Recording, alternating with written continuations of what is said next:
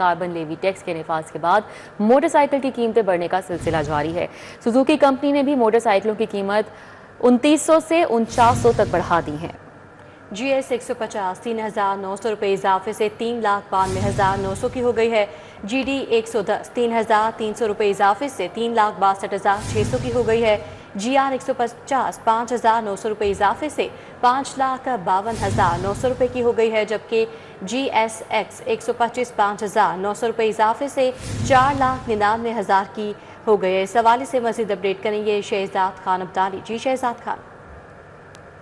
बिल्कुल, carbon levy tax के नफाज के बाद मुख्तलिफ कंपनियों की जानब से मोटर बाइक्स की कीमतों में इजाफा किया जा रहा है। इससे पहले होंडा की जानब से मोटरसाइकिलों की कीमतें बढ़ाई गई और अब सुजुकी कंपनी की जानब से 3,900 से लेके 5,900 रुपये तक मोटरसाइकिलों की कीमतें जो हैं वो बढ़ाई गई हैं, जिसमें GS 150cc 3,900 रुपये इजाफे के बाद 3,92,900 रुपये तक अब सार्फिन को दस्तयाब होगी। और इसके अलावा GT 110cc 3,300 रुपये इजाफे से 3,62,600 रुपये की सार्फिन के लिए मार्केट के अंदर दस्तयाब होगी। और GR 150 5,900 रुपये इजाफे के बाद 5,52,900 रुपये में सार्फिन को दस्तयाब होगी। और इसी तरह इस कंपनी का सबसे आखिरी वेरिएंट 125cc बाइक, जिसमें GSX इस बाइक का नाम है, और ये 5,900 रुपये इजाफे के साथ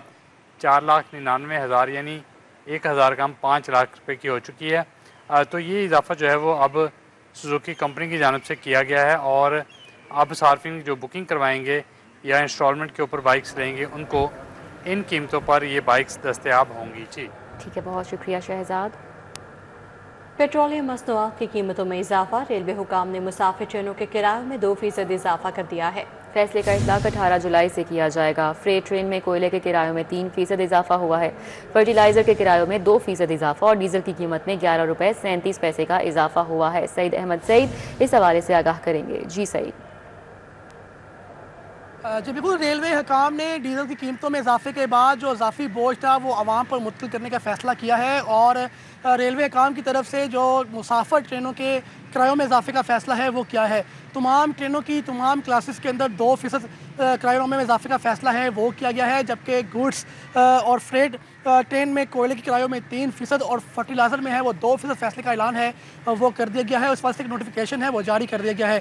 तो नोटिफिकेशन के मुताबिक फ़ैसले का इतलाक जो है वो 18 जुलाई से है वो किया जाएगा। और ज़ाय का ये कहना है कि डीजल कीमतों में इजाफे की वजह से रेलवे काम के ऊपर जो इजाफी बोझ था वो पड़ रहा था और रेलवे काम ने वो इजाफी बोझ जो है मुसाफिर को मुंतकिल करने का फ़ैसला है वो किया है। और इस वजह से आज जो नोटिफिकेशन जारी किया गया है उसके मुताबिक 2% तमाम ट्रेनों की तमाम क्लासेस के किराए में इजाफा है वो कर दिया गया है। सईद अहमद सईद, अपडेट के लिए आपका शुक्रिया। यूटिलिटी स्टोर की बंदी से गरीब तबके की मुश्किलात बढ़ चुकी हैं। गरीब तबका भी ओपन मार्केट से अशिया ख़ुरोश खरीदने पर मजबूर हो गया। शहर की ओपन मार्केट में महंगाई के तूफान से आम आदमी परेशान है। चीनी 200 से 201, घी 520 से 560 रुपये किलो में फ़रोख्त हो रहा है, जबकि दर्जा दाम का घी 470 से 480 रुपये फ़ी किलो में फ़रोख्त हो रहा है। सर्फ 620 से 950 रुपये फ़ी किलोग्राम फ़रोख्त हो रहा है। ओपन मार्केट में 20 किलो आटे का थैला 1,375 रुपये में दस्तयाब है। प्रेस क्लब में पेट्रोलियम मसनूआत की कीमतों में इजाफे के खिलाफ एहतजाज किया गया। मरकजी मुस्लिम लीग और मिली रिक्शा यूनियन ड्राइवर्स, दिहाड़ीदार मजदूर, मेहनत कश शामिल हैं। पाकिस्तान मरकजी मुस्लिम लीग के कारकुनान ने भी एहतजाज में शिरकत की है। तलहा अशरफ हमारे साथ इस हवाले से आगाह करेंगे। जी तलहा। लाहौर प्रेस क्लब के बाहर इस वक्त मैं मौजूद हूँ, जबकि मरकज़ी मुस्लिम लीग मिली रिक्शा यूनियन की जानिब से आज पेट्रोलियम मसनूआत और दीगर जो बिजली की कीमतें हैं उनमें इजाफा होने के बायस जो कि एहतजाज किया जा रहा है। राना शमशाद अख्तर मेरे में मौजूद हैं। सर बताइएगा क्या कहेंगे, ये सारे ड्राइवर हजरात भी मौजूद हैं, किस लिए एहतजाज कर रहे हैं, पैगाम क्या देना चाहेंगे गवर्नमेंट? गवर्नमेंट को पैगाम हम यही देना चाहिए कि ये गरीब की तरफ देखें, मजदूर की तरफ देखें। उनको आपने रोड पे लाने पे मजबूर कर दिया है। क्या जब आपने एक एहतजाज किया था कि मजदूर के हक में एक एहतजाज किया था जब ये गवर्नमेंट में नहीं थे, तो एक बहुत बड़ा लॉन्ग मार्च किया था। हम उसी को मद्देनज़र रखते हुए ये बात उनसे कर रहे हैं कि आज आप एक एजेंडा लेकर निकले थे, आज उस आप गवर्नमेंट में अब उस एजेंडे का हिकमत अमली के साथ उस एजेंडे पे अमल दरामद तो करवाए ना, कि जनाब ये देखें ये बेचारे भूखे हैं, ये इनके बिल देखें कितने कितने ये जमा नहीं करवा पा रहे, और पेट्रोल बढ़ा दिया, हर हफ्ते के बाद जो है ना पेट्रोल बढ़ा रहे हैं, हालांकि इंटरनेशनल मार्केट में पेट्रोल की कीमतें कम हैं और हमारे पाकिस्तान में हर हफ्ते के हफ्ते जो है ना पेट्रोल बढ़ा रहे हैं, और ये बेबस हो गए हैं हम मजदूर ये रिक्शा ड्राइवर के रोड पे आ जाएं। रोड पर आ जाए। बिल्कुल, आपको मैं यहाँ पर दिखाऊं तो ये रोटियाँ गले में डालकर जो कि यहाँ पर लोग खड़े हैं और जो ड्राइवर हजरात हैं उनकी जानिब से एहतजाज किया जा रहा है और यही किया जा रहा है कि जी महंगाई कम की जाए, पेट्रोलियम मसनूआत की कीमतें कम की जाएँ, बिजली की कीमतों में भी कमी की जाए। जी तलहा अशरफ, अपडेट के लिए आपका शुक्रिया। पंजाब असम्बली में अपोजिशन के मअतल 26 अरकान की नाअहली का ये मामला है। हुकूमत और अपोजिशन के दरमियान मुज़ाकरात का तीसरा दौर आज से पहर 4 बजे होगा। इस हवाले से अपडेट करेंगे हसन अली। जी हसन अली, बताइएगा। जी बिल्कुल, पंजाब असम्बली में अपोजिशन के मअतल 26 अरकान की नाअहली का जो मामला है, इस हवाले से हुकूमत और अपोजिशन के दरमियान मुज़ाकरात का तीसरा दौर आज दोपहर 4 बजे पंजाब असम्बली में होगा। स्पीकर पंजाब असम्बली की अदम मौजूदगी में साबिक स्पीकर राना मोहम्मद इकबाल इजलास की सदारत करेंगे, जबकि स्पीकर पंजाब असम्बली मलिक मोहम्मद अहमद खान बजरिया वीडियो लिंक हुकूमती अपोजिशन अरकान के इजलास में शरीक होंगे। दोनों जानिब से एक दूसरे की क़यादत के खिलाफ गाली गलोच और मुग़ल्लज़ात ना बोले जाने पर इत्तफ़ाक़ राय के लिए मुशावरत होगी, जबकि इजलास के दौरान दोनों जानिब के अरकान स्पीकर डाइस पर नहीं चढ़ेंगे। मुज़ाकरात के निकात में शामिल किया गया है। इसके साथ साथ इजलास के दौरान असम्बली इमलाक को नुकसान नहीं पहुँचाया जाएगा, जबकि ज़राए की जानिब से भी बताया जा रहा है कि हुकूमत मुज़ाकरात को रूल 223 के मुताबिक हल करना चाहती है, जबकि हुकूमती कमेटी में वज़ीर ख़जाना मियां मुश्तबा शुजाउर रहमान, वज़ीर सेहत ख्वाजा सलमान रफ़ीक, समीउल्लाह खान, राना मोहम्मद अरशद, वज़ीर सनत व तिजारत चौधरी शाफ़े हुसैन, सैयद अली हैदर गिलानी, चौधरी इफ्तिखार चचर, राहीला खादिम हुसैन, अमजद अली जावेद, अहमद इकबाल और शुएब सदीकी शामिल हैं, जबकि अपोजिशन की जानिब से अपोजिशन लीडर मलिक मोहम्मद अहमद खान बचर, इजाज शफी, मोइन रियाज, राना शहबाज, अली इम्तियाज़ बड़ाए जो है वो इस कमेटी में शामिल हैं। जी ठीक है, बहुत शुक्रिया Hasan Ali.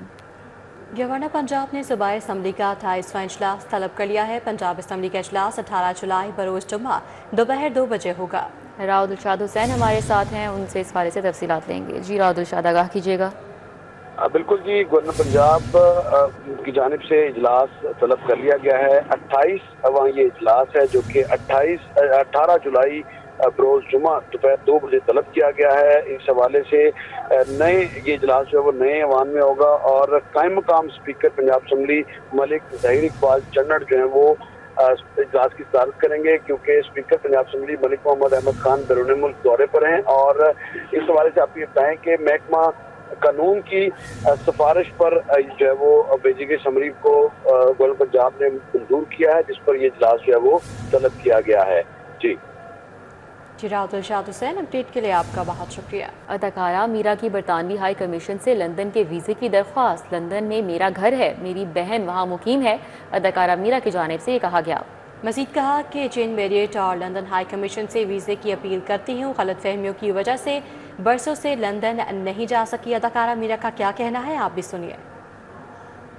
British high commission और आपकी पूरी टीम से जेन मैरियट आपसे ये रिक्वेस्ट कर रही हूँ कि प्लीज़ मेरा लंदन का वीज़ा स्टैम्प किया जाए। प्लीज़ आप स्टैम्प कर दें।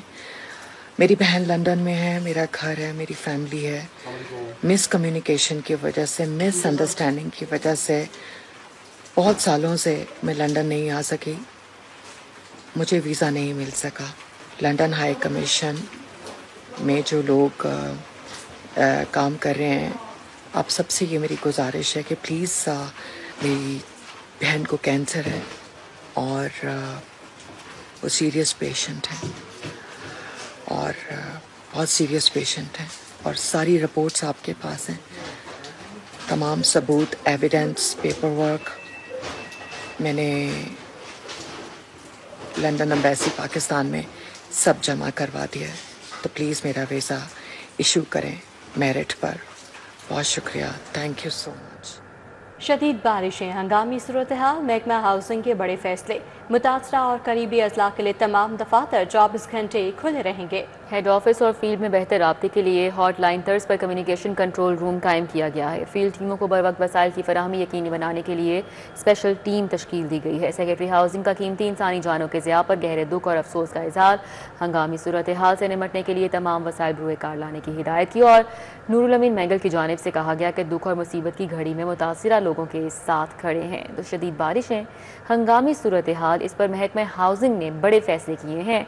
मुतासिरा और करीबी अजला के लिए तमाम दफातर 24 घंटे खुले रहेंगे, जबकि हेड ऑफिस और फील्ड में बेहतर राब्ते के लिए हॉटलाइन तर्ज पर कम्युनिकेशन कंट्रोल रूम भी कायम किया गया है। फील्ड टीमों को बर वक्त वसाइल की फराहमी यकीनी बनाने के लिए स्पेशल टीम भी तश्कील दी गई है। सेक्रेटरी हाउसिंग का कीमती इंसानी जानों के ज़िया पर गहरे दुख और अफसोस का इजहार। हंगामी सूरत हाल से निमटने के लिए तमाम वसाइल बरोए कार लाने की हिदायत जारी की, जबकि मजीद कहा कि दुख और मुसीबत की घड़ी में मुतासरा लोगों के साथ खड़े हैं। तो शदीद बारिशें हैं, हंगामी सूरत हाल है, जिस पर महकमा हाउसिंग ने बड़े फैसले किए हैं। इस हवाले से अपडेट करेंगे दुर्रे नयाब। जी दुर्रे नयाब। जी बिल्कुल, शहरों में हंगामी सूरत हाल पंजाब की पैदा हो चुकी है। बड़े फैसले इस पे महकमा हाउसिंग ने किए हैं। जहाँ जहाँ जिन जिन इजला में हंगामी सूरत हाल है वहाँ पे तमाम दफातर 24 घंटे खुले रहेंगे। वहाँ पे जो डिस्ट्रिक्ट मॉनिटरिंग महकमे हैं, वास्तास के महकमे हैं, वो अपना अपना काम 24 घंटे करेंगे और दफ्तर को बंद नहीं किया जाए जब तक सलाती सूरत हाल से निपटा नहीं जा सकता। इस हवाले से पंजाब हुकूमत वज़ीर आला की जानिब से भी रेन एमरजेंसी नाफिज की जा चुकी है और जहाँ पे सैलाबी तगयानी बहुत आई हुई है और सूरत हाल गंभीर है, वहाँ पे अब फोकस जो है पूरा हुकूमत का इस वक्त है। जी दुर्नयाब, अपडेट के लिए आपका बहुत शुक्रिया। और अब बात मौसम की, तो शहर में मिले जुले मौसम का रुझान है। सूरज और बादलों के दरमियान तकरार जारी है।